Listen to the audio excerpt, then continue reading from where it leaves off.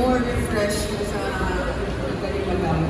So, good evening na po to each and everyone. Thank you for joining us tonight after a very, very busy day one of IFEX.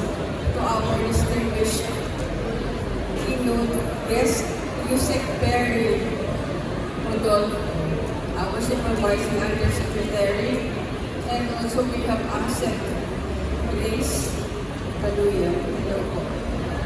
After a long and continuous series of preparations and dreading hours of work for the 70th edition of IFEX Philippines, we are now at the culmination of day one of the event. And as we conclude this day, it is with pride and joy that I share with you all positive reception and groundswell of support that IFEX Philippines has obtained from our local and foreign trade buyers. So I hope this good news continues in the days to come. Initially, we have around close to